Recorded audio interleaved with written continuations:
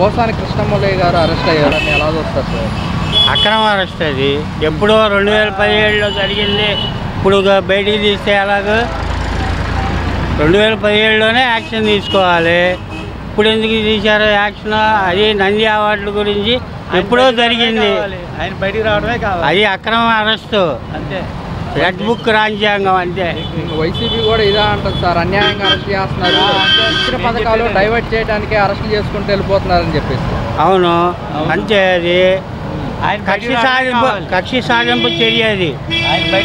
అయితే టీడీపీ ఉంటుంది కక్షి సాధింపు సరియం కాదు. 2017లో ఏం చేశారు? మీరేగా అధికారంలో ఉన్నది. అప్పుడు కేసు పెట్టవచ్చు కదా. ఇప్పుడు ఎందుకు పెట్టారు? 2017లో అధికారం ఉండాలి మీరే కదా. అది 2015లో అవార్డులు 2017లో ఇచ్చారు. ఆయన తిరస్కరించాడు. తిరస్కరించిన దానికి మీరు ఏం చేస్తారు? ఆయన బయటికి రావడం కావాలి.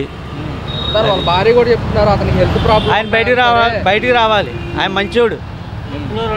ఆయన మంచి వ్యక్తి. నోటి మాటతోనే సమాధానం చెప్పేస్తాడు ఆయన. పోసాని కృష్ణమురళి గారిని అరెస్ట్ ఎలా చేస్తారు? తప్పు లేదయ్యా, తిట్టకూడదుగా. ఆయనకి భార్య పిల్లలు ఉన్నారు కదా, తప్పునైనా ఇంకేం. అంటే వైసీపీ అన్యాయంగా అక్రమంగా అయ్యో పార్టీ నాకు వద్దు, అక్రమాలకు ఇక్రమాలు వద్దు. ఎవరైనా బూతులు తిట్టకూడదు అంతవరకేనయ్యా. ఆయనకి భార్య పిల్లలు ఉన్నారు, మనకే ఉన్నారు. తప్పు. ఎవరు భార్యనా ఎవరు పిల్లలు ఉంటే కదా అది. అలాగే గోరంట్ల మాధవ్ కూడా పోలీసులు నోటీసులు ఇవ్వడం జరిగింది. ఇక మాధవ్ అంటే నాకు పెద్దగా ఐడియా లేదు నాన్న. నేను పెద్ద టీవీ చూడను రండి. మాధవ్ అని పెద్ద చూడలేదయ్యా. రాత్రి కూడా చూశాను కానీ మాధవ్ నేనేం వినలేదయ్యా. మళ్ళీ ఎందుకు మళ్ళీ ఎన్ని కావాలి? మరి ఇప్పుడు వైసీపీ ఏమంటుందంటే పథకాలు డైవర్షన్ చేయడానికే వైసీపీ నేతలు అందరినీ లేదు నాన్న, పార్టీ లేదు. ఇస్తాడు చంద్రబాబు ఇస్తాడు. అరెస్ట్ ఎలా చూస్తారు సార్ మీరు ఏమంటారు? ఇప్పుడు పవన్ కళ్యాణ్ తిట్టారనే కదా అరెస్ట్ చేసింది పోసాని గారిని. మరి లోకేష్ గారిని ఎప్పుడు అరెస్ట్ చేస్తారు? ఆయన కూడా మీటింగ్లో చెప్పారు కదా, మా అమ్మని తిట్టావు నిన్ను వదలను లోకేష్ గారు అన్నారు కదా. మరి చేయాలి కదా. అది కూడా ఎప్పుడో చెప్పండి త్వరగా. ఉంటాండి. అంటే అన్యాయంగా ఏమీ అరెస్ట్ చేయలేదు. అన్యాయం కాదు. ఇప్పుడు అందరినీ ఒకే రకంగా చూడాలి కదా. మరి పోసాని గారు తిట్టారు కాబట్టి ఆయన అరెస్ట్ చేశారు. మరి లోకేష్ గారిని తిట్టారని పబ్లిక్ మీటింగ్లో లోకేష్ గారు మిమ్మల్ని వదలను అని చెప్పేసి గట్టిగా గాండ్రించి మరి చెప్పారు కదా. మరి అందరినీ సమానంగా చూడాలి కదా. అది సంగతి. మరి ఇప్పుడు చూసుకుంటే కనుక వాళ్ళ భార్య గారు కూడా చెప్తూ ఉన్నారు అతను కడుపు నొప్పితో ఇబ్బంది పడుతున్నాడు. సో ఏదైనా అవ్వచ్చండి. మెయిన్ ఇది కక్ష సాధింపే అంత తప్ప న్యాయంగా అరెస్ట్ చేయాలంటే ఫస్ట్ అరెస్ట్ చేయాల్సింది వాళ్ళ అమ్మని తిట్టినందుకు లోకేష్ గారిని. ఇది కక్ష సాధింపు మెయిన్. కక్ష సాధింపు ఏం కాదు. వాళ్ళు అన్యాయంగా వైసీపీ ప్రభుత్వంలో ఉన్నప్పుడు సార్ 1 by 1 వైసీపీ వాళ్ళు అవుతున్నారు. నేను వైసీపీ కార్యకర్తనేం కాదు. 1 by 1 ఆల్రెడీ ఇప్పుడు మీడియా బాగా డెవలప్ అయిపోయింది. అందరికీ తెలుస్తుంది, వాస్తవాలు తెలుస్తూ ఉన్నాయి. అది సంగతి. ఉంటాను. అంటే పథకాలు దృష్టి మళ్లించడానికి అక్రమంగా కేసులు అవ్వచ్చు. పోయినసారి ఆ లడ్డు వివాదం ఎందుకు వచ్చింది? ఏదో ఒక వివాదం తొక్కడానికి. తొక్కడానికే వస్తుంది. అందరికీ తెలిసిన సత్యం అది. వైసీపీ కూడా ఇదే అంటుంది పథకాలు దృష్టి మళ్ళీ. నేను వైసీపీ కార్యకర్తను కాదు బాబు. వాళ్ళు అనేది వేరు. మనం మామూలుగా జనరల్ నాలెడ్జ్ గురించి చెప్తున్నాము. జనరల్గా జరిగేది అది దేశంలో. అది ముఖ్యంగా చూసుకున్నట్లయితే పోసాని మురళీకృష్ణ గారు అరెస్ట్ అయ్యారు సార్. తర్వాత గోరంట్ల మాధవ్ గారు కూడా పోలీసులు నోటీసులు ఇవ్వడం జరిగింది. మొత్తం కూడా అన్యాయంగా అరెస్ట్ చేస్తున్నారని వైసీపీ అంటున్నమాట. పబ్లిక్గా మీరేమంటారు? ఏమంటే రాజకీయం గురించి మాకు తెలియదండి. సరే సార్, ఇప్పుడు కూటమి ప్రభుత్వం వచ్చి 9 నెలలు అవుతుంది కదా, ప్రభుత్వం పనితీరు ఎలా అనిపిస్తుంది అంటారు? అన్నీ మామూలునండి. అన్నీ ఇప్పుడు మట్టికి పర్వాలేదు. అది ప్రభుత్వం కంటే మెరుగేనంటారా? ప్రభుత్వం కంటే మెరుగేనంటారా? ఏ ప్రభుత్వం అంతే అండి. మరి కొంతమంది బాబాయ్ గతంలోనే పథకాలు వచ్చాయి, ప్రభుత్వం ఇంకా పథకాలు రాలేదు అని చెప్పి అంటున్నారు కదా. ఇంకా టైం ఉంది కదా అంటున్నారు కదా. సీఎం గారు కూడా అదే చెప్తున్నారు. రాష్ట్ర ప్రజలు కొంచెం అర్థం చేసుకోవాలి, పథకాలు ఇంప్లిమెంట్ చేయడానికి కొంచెం టైం పడుతుందని చెప్పేసి. మీరేమంటారు? ఏముందండి, ఇస్తారంటున్నారు కదా. నేను రేపు మే నెలప్పుడు వేస్తా అంటారు కదా.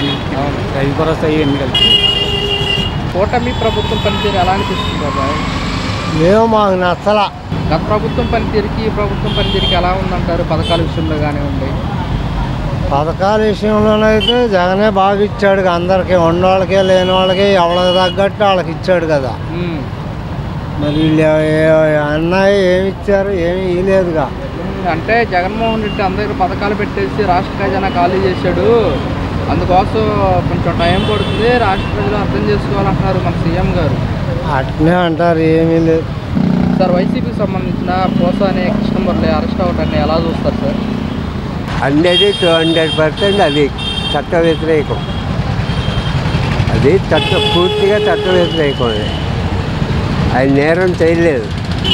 ఒకవేళ చేసిందా గతంలో, మరి అప్పుడు మీ ప్రభుత్వం ఉంది, జగన్మోహన్ రెడ్డి గారి ప్రభుత్వం ఉంది. ఆ ప్రభుత్వంలో లేని కేసులు ఇప్పుడు ఎందుకు చదివారు మీరు? నేను సమాధానం అడుగుతున్నాను, నాకు సమాధానం కావాలి. చెప్పగలిగే చంద్రబాబు ఉన్నాడా, వాడి కొడుకు లోకేష్. మరి మీలో ఇద్దరిలో ఎవరు సమాధానం చెప్తారు? డీజీపీని కూడా వసిపరుచుకున్నారే, మీ కెపాసిటీ ఎంత? అసలు మీరు ఎన్నాళ్ళు ఉంటారు ఇక్కడ ఆంధ్రప్రదేశ్లో? మీరు ఎన్నాళ్ళు రాజ్యం వెళ్తారా? నేను డైరెక్ట్గానే అడుగుతున్నా, ఇండైరెక్ట్గా అడగట్లేదు. ఇంతమంది నేను 4 లక్షల ఉద్యోగాలు ఇస్తామని మొన్న పేపర్లో వేసారు, నిన్న పేపర్లోనేమో మేము ఉద్యోగాలు ఇస్తామని లేదు, పోతున్నాం అన్నావు.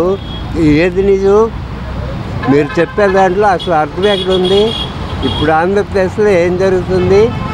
పోసాని కృష్ణమురళి కేసులో మీరు చేసింది ఎంత తప్పు మీకు అర్థం కాదా? నాకు మీ అబ్బా కొడుకులకి అర్థం కాదా, లేకపోతే ఆంధ్రప్రదేశ్కి అర్థం కాలేదా?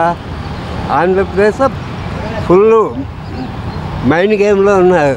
మీరు ఇద్దరే మైండ్ తప్పి పదవి చేతికి వచ్చిందిలే. ఏం చంద్రబాబు నాయుడు వచ్చిన తర్వాతే వైఎస్ఆర్కి ఆయిల్మెంట్ లేదు, ప్రసవతికి లేవు, ఇంజక్షన్ లేదు, ఆయిల్మెంట్ లేదు, మొత్తం కట్టేశారు. గత ప్రభుత్వంలో ఎలా ఉండేది జగన్మోహన్ రెడ్డి ప్రభుత్వం? జగన్మోహన్ రెడ్డి ఉన్నప్పుడు బాగుంది, వైఎస్ఆర్ క్లినిక్ అంత బాగుంది, అందరూ వచ్చారు. ఇప్పుడు ఉడుసానికి కూడా జనా లేదు, ఆడ లోపల ఉడుస కూడా జనా లేదు. డాక్టరే ఉడిసారు, వాడే అలా ఉడుచుకున్నారు. ఇప్పుడు ఆరోగ్యశ్రీ మరి తీసేశారు కదా ఈ ప్రభుత్వంలో. ఈ ప్రభుత్వం బాగలేదు, జగనన్న ఉన్నప్పుడు బాగుంది. బాగుంది ఏ విధంగా అంటారు? ఏ విధంగా అంటారు? అప్పుడు బాగుంది. వీడి పెట్టుకున్నది అన్నా క్యాంటీన్ పెట్టుకున్న 5 రూపాయలకి అయింది ఇచ్చి 5 రూపాయలకి పనికి ఆగాదు. కడుపు నిండా తినమున్నాక 15 రూపాయలు కావాలా. ఒక కెరటి ఉప్మా, ఒక కెరటి పొంగల్ 5 రూపాయలు. మరి నాయనమైన భోజనం అందిస్తున్నాము పేదవారికి అని చెప్తున్నారు. వేస్ట్ అని వేస్ట్. ఊరికే అన్నా క్యాంటీన్ పెట్టుకున్నది అంతే. పేదలకి అందుబాటులో ఉంటుంది నాయనమైన భోజనం. పేదవాళ్ళకి 15 రూపాయలు రోజుకి కావాలా ఒక పుట్టాలకి.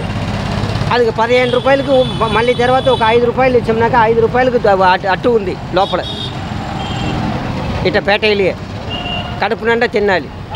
చట్నీ, అల్లం చట్నీ, కొబ్బరి చట్నీ, మామూలు చట్నీ, టొమాటో చట్నీ అన్నీ ఇచ్చారు. కడుపు నిండా తినేసి వెళ్ళిపోయారు. 5 రూపాయలు. యాక్టర్ పోసాని కృష్ణమురళిని అరెస్ట్ చేయడాన్ని ఎలా చూస్తారు? అదలే నాకు తెలియదా? ఓకే, ఇప్పుడు మరి జగన్మోహన్ రెడ్డి మరి ఓడిపోయారు కదా వైఎస్ఆర్ కాంగ్రెస్ పార్టీ, మళ్ళీ అధికారంలోకి వస్తుంది మా పార్టీ గెలిచింది. గ్యారంటీ వచ్చారు. వీడికి సినిమా ఒక్క సంవత్సరమే బీజేపీ అలయన్స్. బీజేపీకి 2.5 సంవత్సరాలే, వీడికి 2.5 సంవత్సరాలమే. మొత్తం మినిస్టర్ మారు. మరి ఏంటి మరి ఈసారి వచ్చే అవకాశం ఉందంటారా వైఎస్ఆర్ కాంగ్రెస్ పార్టీ? గ్యారంటీ. ఎందుకని అంత నమ్మకం? గ్యారంటీ వచ్చారు. 2024 11 సీట్లకే పడిపోయింది కదా వైఎస్ఆర్ కాంగ్రెస్ పార్టీ. గ్యారంటీ వచ్చాయి వైఎస్ఆర్, అందరికీ తెలుసు.